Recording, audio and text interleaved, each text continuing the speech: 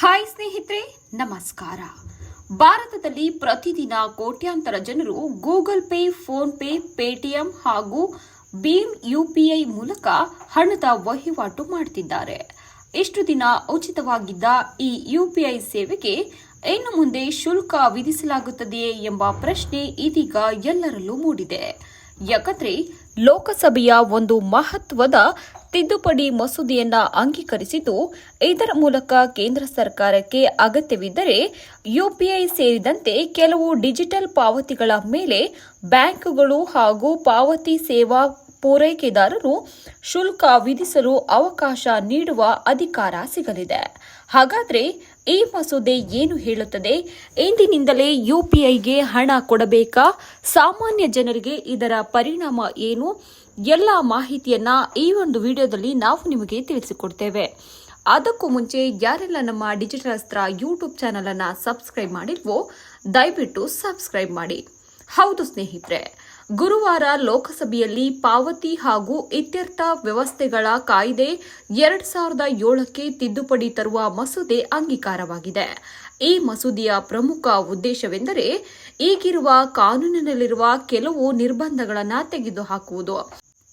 ಇದುವರೆಗೆ ಕಾನೂನಿನ ಪ್ರಕಾರ ಬ್ಯಾಂಕುಗಳು ಹಾಗೂ ಪಾವತಿ ಸೇವಾ ಪೂರೈಕೆದಾರರು ನಿರ್ದಿಷ್ಟ ಎಲೆಕ್ಟ್ರಾನಿಕ್ ಪಾವತಿಗಳ ಮೇಲೆ ನೇರವಾಗಿ ಯಾವುದೇ ಶುಲ್ಕ ವಿಧಿಸುವಂತಿರಲಿಲ್ಲ.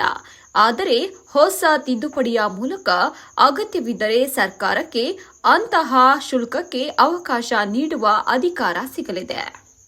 ಯುಪಿಐಗೆ ಈಗಲೇ ಶುಲ್ಕ ವಿಧಿಸಲಾಗುತ್ತದೆಯೇ? ಇಲ್ಲಿ ಒಂದು ಪ್ರಮುಖ ವಿಷಯವನ್ನ ಗಮನಿಸಬೇಕು. ಲೋಕಸಭೆಯಲ್ಲಿ ಮಸೂದೆ ಮಂಡನೆಯಾಗಿದೆ ಅಷ್ಟೇ. ಇದರ ಅರ್ಥ ಇಂದಿನಿಂದಲೇ ಯುಪಿಐ ಬಳಕೆದಾರರು ಹಣ ಪಾವತಿಸಬೇಕು ಎನ್ನುವಂತಿಲ್ಲ. ಈ ಮಸೂದೆ ಸರ್ಕಾರಕ್ಕೆ ಅಧಿಕಾರ ನೀಡುತ್ತದೆ. ಆದರೆ ಯಾವಾಗ, ಎಷ್ಟು ಶುಲ್ಕ, ಯಾರಿಗೆ ಅನ್ವಯಿಸಲಾಗುತ್ತದೆ ಎಂಬುದರ ಬಗ್ಗೆ ಇನ್ನೂ ಯಾವುದೇ ಅಧಿಕೃತ ಅಧಿಸೂಚನೆ ಹೊರಬಿದ್ದಿಲ್ಲ. ಅಂದರೆ ಸದ್ಯಕ್ಕೆ ಸಾಮಾನ್ಯ ಜನರು ಯುಪಿಐ ಮೂಲಕ ಮಾಡುವ ವಹಿವಾಟುಗಳು ಇಂದಿನಂತೆಯೇ ಮುಂದುವರಿಯುತ್ತಿದೆ. ಎಂಡಿಆರ್ ಎಂದರೇನು? ಈ ಚರ್ಚೆಯಲ್ಲಿ ಹೆಚ್ಚು ಕೇಳಿಬರುತ್ತಿರುವ ಪದ ಎಂಡಿಆರ್, ಮರ್ಚೆಂಟ್ ಡಿಸ್ಕೌಂಟ್ ರೇಟ್.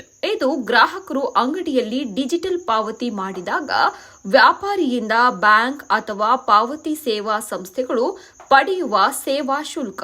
ಹಿಂದೆ ಕಾರ್ಡ್ ಪಾವತಿಗಳಲ್ಲಿ ಎಂಡಿಆರ್ ಸಾಮಾನ್ಯವಾಗಿತ್ತು. ಆದರೆ ಯುಪಿಐ ಜನಪ್ರಿಯವಾಗಲು ಸರ್ಕಾರ ಎಂಡಿಆರ್ ಅನ್ನು ತೆಗೆದುಹಾಕಿತ್ತು. ಇದರಿಂದ ಗ್ರಾಹಕರಿಗೂ ವ್ಯಾಪಾರಿಗಳಿಗೂ ಉಚಿತವಾಗಿ ಯುಪಿಐ ಬಳಸುವ ಅವಕಾಶ ದೊರೆಯಿತು. ಇದೀಗ ಅದೇ ನಿಯಮದಲ್ಲಿ ಬದಲಾವಣೆ ಮಾಡಲು ಸರ್ಕಾರಕ್ಕೆ ಅವಕಾಶ ಕಲ್ಪಿಸಲಾಗುತ್ತಿದೆ. ಸರ್ಕಾರ ನೀಡಿರುವ ಕಾರಣವೇನು? ಹೌದು ಸ್ನೇಹಿತರೆ, ಸರ್ಕಾರದ ಪ್ರಕಾರ ದೇಶದಲ್ಲಿ ಡಿಜಿಟಲ್ ಪಾವತಿ ವ್ಯವಸ್ಥೆ ವೇಗವಾಗಿ ಬೆಳೆಯುತ್ತಿದೆ.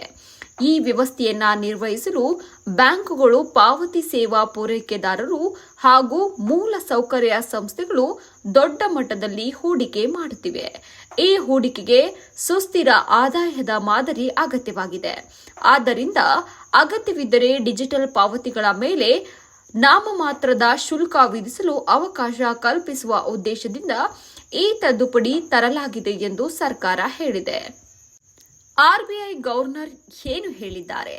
ಈ ವಿಷಯದ ಬಗ್ಗೆ ಮಾತನಾಡಿರುವ ಆರ್ಬಿಐ ಗವರ್ನರ್ ಸಂಜಯ್ ಅವರು ಡಿಜಿಟಲ್ ಪಾವತಿಗಳ ಮೇಲೆ ಎಂಡಿಆರ್ ವಿಧಿಸುವ ಬಗ್ಗೆ ಈಗಲೇ ಚರ್ಚಿಸುವುದು ಅವಸರ ಎಂದು ಹೇಳಿದ್ದಾರೆ. ಪಾವತಿ ಮೂಲಸೌಕರ್ಯದಲ್ಲಿ ನಿರಂತರ ಹೂಡಿಕೆ ಅಗತ್ಯವಾಗಿದ್ದು, ಅದರ ವೆಚ್ಚವನ್ನ ಅಂತಿಮವಾಗಿ ಯಾರೆಂದರೂ ಭರಿಸಬೇಕಾಗುತ್ತದೆ ಎಂಬ ಅಭಿಪ್ರಾಯವನ್ನ ವ್ಯಕ್ತಪಡಿಸಿದ್ದಾರೆ. ಅಂದರೆ ಈ ವಿಚಾರದಲ್ಲಿ ಇನ್ನೂ ಅಂತಿಮ ನಿರ್ಧಾರವಾಗಿಲ್ಲ ಎಂಬ ಸಂದೇಶವನ್ನ ಅವರು ನೀಡಿದ್ದಾರೆ. ಸಾಮಾನ್ಯ ಜನರಿಗೆ ಪರಿಣಾಮ ಏನು?